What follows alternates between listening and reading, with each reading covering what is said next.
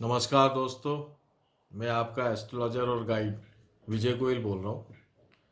आज का जो हमारा टॉपिक है इस एपिसोड का वो है केतु खाना नंबर 11, पेज 206, लाल किताब 1941।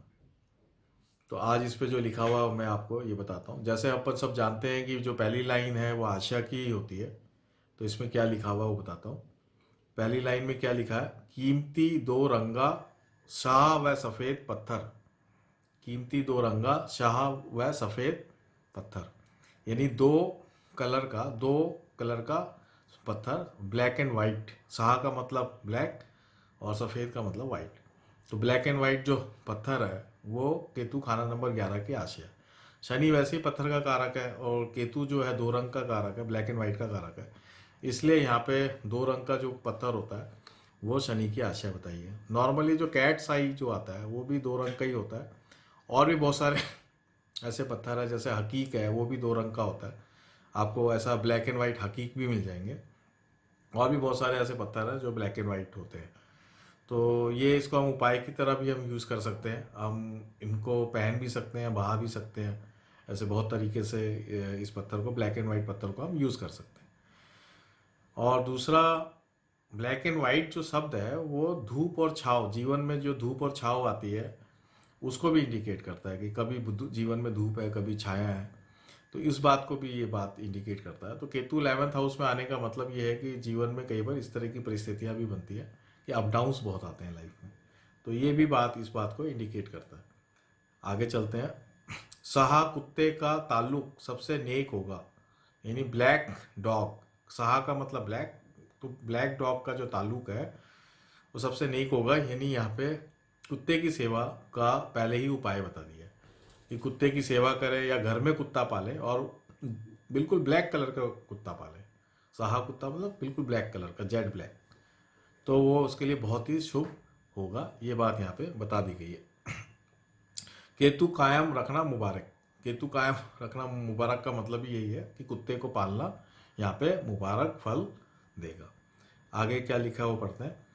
केतु 11 11 गुना हो, धन दौलत हो उम्दा, पर खुद केतु शनि दोनों का फल होगा ही मंदा।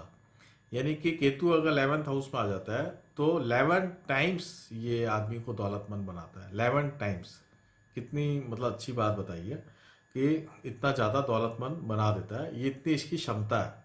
बहुत ही अच्छा केतु को बताया है फर्स्ट लाइन में कि ये आदमी को किसी भी लेवल में धनवान बनाता ही बनाता है। पर खुद केतु शनि दोनों का फल हो ही मंदा। इसमें एक बात बताइए कि लेकिन शनि अगर कुंडली में खराब है तो फिर शनि का और केतु का दोनों का फल मंदा होगा। तो इसमें ए और बी दो इसमें लिखा हुआ है। तो इसमें ये बात लिखा है कि अगर मर्द की कुंडली है तो उसका लड़का होने में या लड़का होने के बाद, शनि अगर कुंडली में खराब है तो लड़का होने के बाद उसका फल मंदा होगा। और अगर पत्नी की या स्त्री की अगर कुंडली है उसमें अगर केतु 11 में है तो धोता होने के बाद, धोता का मतलब हो गया लड़की का लड़का, खुद की लड़की का लड़का, तो उसके होने के बाद जो है इसका मंदा असर होगा। लेकिन शनि का मंदा असर होने पे ही ये रिजल्ट आएगा, नहीं तो नहीं आएगा, ये बात है। तो अब केतु दौलतमंद कब बनाएगा? जब शनि कुंडली में अच्छा हो। जायदाद ना उतनी होगी जितनी खुद बनावे, बुध अगर ना तीजे बैठे केतु राज करावे। ज़्यादा ना उतनी होगी जितनी खुद बनावे, यानी कि उसको हो सकता है कि जायदाद कम मिले, अपने पुरखों से उसको कम प्रॉपर्टी मिले, लेकिन वो खुद अपनी प्रॉपर्टी कमा के बना लेगा और ज़्यादा बना लेगा। अगर मान लो उसको खाली एक मकान मिलता है तो कमा के वो 2-3 मकान बना लेगा, है ना। अगर नहीं भी मिलता है तो भी वो बहुत सारे मकान बना लेगा, ये बात यहाँ पे बताई है। बुध अगर ना तीजे बैठे केतु राज करावे। अगर बुध बुध जो है खाना नंबर 3 में नहीं हो तो केतु का रिजल्ट, केतु राज करावे यानी राज दरबार से उसको फायदा होगा, राज दरबार से भी फायदा होगा, हम इस तरीके से ले सकते हैं। बस शर्त क्या है? केतु खाना नंबर 3 में नहीं होना चाहिए, तभी राज दरबार से उसको फायदा होगा।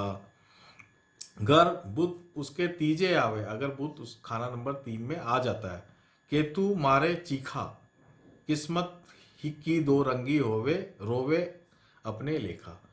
यानी कि अगर केतु खाना नंबर 3 में आ जाता है तो ऐसा व्यक्ति का केतु इतना खराब हो जाता है कि वो हमेशा अपनी किस्मत को ही रोता रहता है। अगर बुध खाना नंबर 3 में आता है और केतु खाना नंबर 11 में होता है तब, है ना। बुध अगर खाना नंबर 3 में आएगा तो केतु को लेके केतु इतना खराब हो जाता है कि वो ये सोचता है कि मेरी किस्मत इतनी खराब भगवान ने क्यों लिख दी है।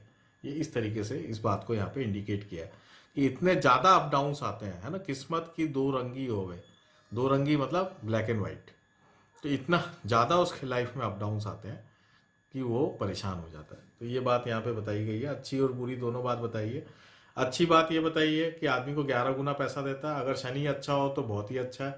मर्द की कुंडली में केतु खराब रिजल्ट देता है, स्त्री की कुंडली में केतु खराब रिजल्ट नहीं देता नॉर्मल रूप से। ये बात यहाँ बताई है। अब आगे स्टेटमेंट में क्या लिखा हुआ अपन पढ़ते हैं।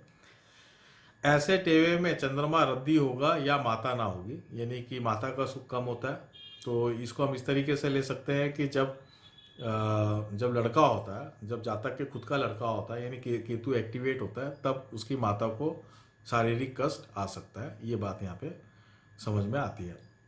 जद्दी जायदाद की निस्बत खुद पैदा करता जायदाद ज़्यादा होगी, यानी कि जो उसको मिलेगा उसकी जगह वो खुद ज़्यादा पैदा कर लेगा। जो उसको मिलेगा उससे ज़्यादा पैदा कर लेगा, ऊपर भी लिखा हुआ है। तो वही बात यहाँ पे दोबारा लिखी है। खूब आमदन का मालिक होगा, मगर शनिचर वह खुद केतु का अपना अपना फल मंदा होगा, जिसका ताल्लुक में दलिद्दर और परेशानी होगी। यानी कि आमदनी उसकी बहुत होगी। अगर शनिचर खराब है, और शनिचर अगर खराब है तो आमदनी पे असर पड़ेगा, और मकान का रिजल्ट भी कमजोर मिलेगा। यानी उसके पास वैसे कैश फ्लो या और कोई तरीके से पैसा ज़्यादा हो सकता है, लेकिन मकान से संबंधित जो है नेगेटिव रिजल्ट आएंगे अगर शनिचर खराब है तो। और खुद केतु का लड़का का अपना अपना फल बंदा होगा, यानी केतु का भी रिजल्ट, यानी पुत्र का जो उसको सुख है वो भी उसको कम प्राप्त होगा। यानी केतु खाना नंबर 11 वाले को पैसे का सुख तो उसको प्राप्त हो जाएगा, लेकिन पुत्र का सुख उसको कमजोर प्राप्त होगा। कमजोर का मतलब ये कि कई बार होते ही नहीं है, संतान बहुत लेट होती है तो मर जाती है। इस तरह की बात यहाँ पे ज़्यादा बताई गई है, ये इसमें क्लियर बताया। जिसके ताल्लुक में दलिद्दर और परेशानी होगी। और दलिद्दर परेशानी कब होगी? जब शनि बिल्कुल खराब हो, तो फिर आदमी का पैसे वाला योग भी खत्म हो जाएगा। मगर औरत के टेवे में ये सब उलट या हर हाल नेक और वह मुबारक होगा। यानी औरत के टेवे में केतु खाना नंबर 11 में किसी भी सूरत में खराब रिजल्ट नहीं देगा। ज़्यादा से ज़्यादा देगा तो धोता जो है, यानी बेटी का जो लड़का है, वो उससे संबंधित कोई रिजल्ट खराब दे सकता है। या जब तक वो होता नहीं है बेटी का लड़का, तब तक अच्छा ही रिजल्ट देगा। उससे पहले उसके बाद हो सकता है खराब रिजल्ट दे, लेकिन नॉर्मल रूप से औरत की कुंडली में केतु खाना नंबर 11 में बिल्कुल ही अच्छा रिजल्ट देगा। तो ये बात यहाँ पे एक शॉर्ट फॉर्म में जो एक पेज के अंदर लिखी है, पेज 206 में, केतु खाना नंबर 11, ये यहीं पर ही समाप्त होती है। और मैं भी इसको यहीं विराम देना चाहता हूँ। बहुत लोग उपाय की बात करते हैं, तो एक 1952 में एक बहुत अच्छा उपाय बताया कि अगर औरत की तबीयत खराब हो रही हो या संतान नहीं हो रही हो, तो औरत के सिरहाने में 11 मूली रख के और सुबह जो है उसको धर्म स्थान में देना। ये वहाँ पे 1952 में उपाय बताया, और बहुत ही कारगर उपाय है। ये हम कर सकते हैं अगर संतान से संबंधित कोई प्रॉब्लम आ रही हो तो, या स्त्री की हेल्थ की प्रॉब्लम आ रही हो तो, ये उपाय उसमें लिखा हुआ है जो आप यहाँ कर सकते हैं। तो मैं इसको यहीं पर ही आप विराम देता हूँ। ये जो लाल किताब 1941 पे जो मैं कमेंट्री दे रहा हूँ, उम्मीद है कि आप सबको ये बहुत ही पसंद आ रहे होंगे। ये एक ओरिजिनल ऑथेंटिक कमेंट्रीज हैं, और जो भी लाल किताब सीखना चाहता है उनके लिए बेसिक्स हैं। उनको ये समझ में आएगा कि कैसे ओरिजिनल लाल किताब को हम इंटरप्रिटेट कर सकें। तो आप इस चैनल को, मैं चाहता हूँ कि आप इस चैनल को जो है सब्सक्राइब करें, लाइक करें, उसमें जो बेल का आइकन होता है उसको आप प्रेस करें, कमेंट दें। आप कमेंट बहुत ज़रूरी है। कमेंट देने से एक टू वे हमें कम्युनिकेशन का पता चलता है कि आपको ये पसंद आ रहा है नहीं आ रहा है। कोई आपका सुझाव हो, आइडिया हो, वो आप दें, ताकि हम उसको इंक्लूड कर सकें और इसको बेटर कर सकें। आपकी कोई क्वेरी हो, कोई शब्द आपको नहीं समझ में आया हो, तो वो आप दें, तो मैं उसको आगे नई वीडियोस में एक्सप्लेन कर पाऊँ। इसको और बेहतर करने के लिए आप जो भी आप मेरे को सजेशंस देंगे वो मैं ज़रूर इसको फॉलो करूँगा।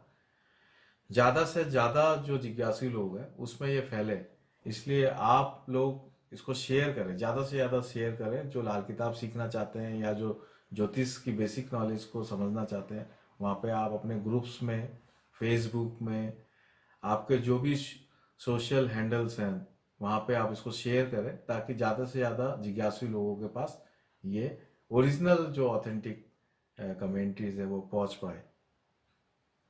नमस्कार, जय हिंद।